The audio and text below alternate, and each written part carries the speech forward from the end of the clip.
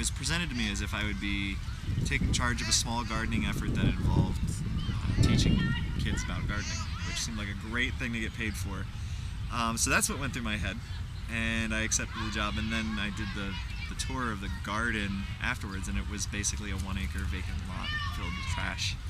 And so I realized that I'd been duped in the best of, it turned out to be the best thing ever, but it wasn't a garden that I took over. It was basically someone conned me into taking over a giant swath of land.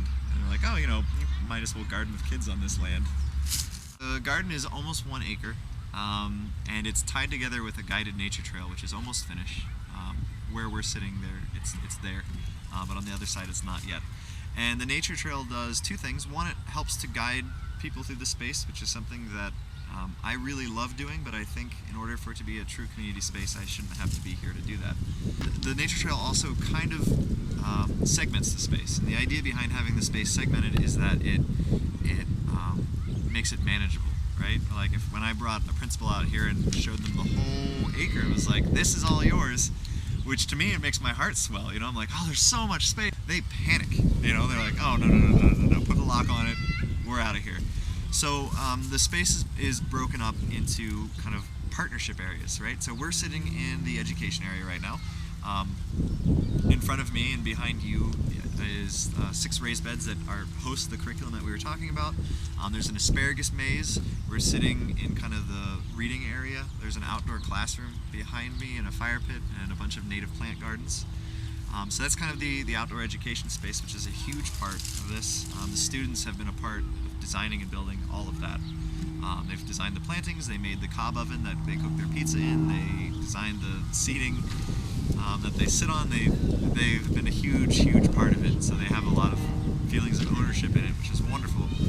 There's also community garden space, which is fenced in, not locked, but is fenced in. The reason for that is just to kind of, again, demarcate where this space changes hands, And so that space is a very traditional community garden space. It's mostly maintained by the community. The third main area is the orchard, and the orchard is kind of the broader community aspect of it, which is it's been a partnership between outside universities and the community associations and the schools and volunteer groups, and we've planted close to 50 fruit bushes and trees and native trees, all of whom are perennials, which means they'll come back year after year and they'll bear fruit year after year.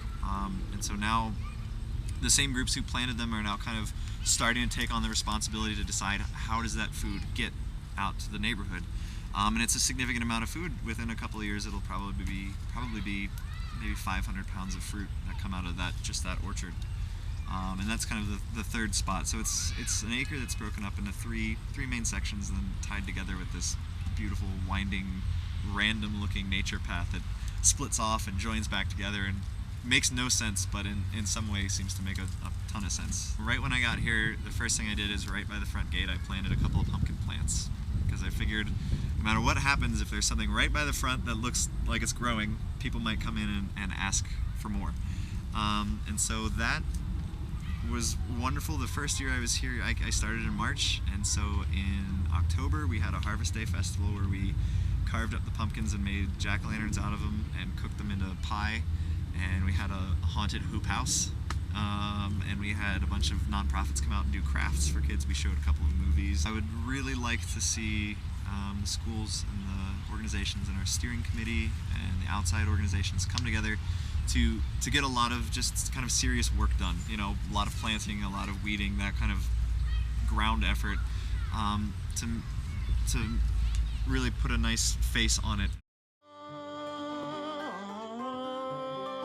Big part of that vision is for it to be a creative space and a community art space. So we're engaging a lot of artists from Micah and also just from the city in general to do art installation, permanent installations that will be out here. So it'll be kind of like a sculpture garden that just kind of springs up. Yeah, it's just going to spring up kind of all in these bits of grass and stuff. You'll see sculptures just popping out.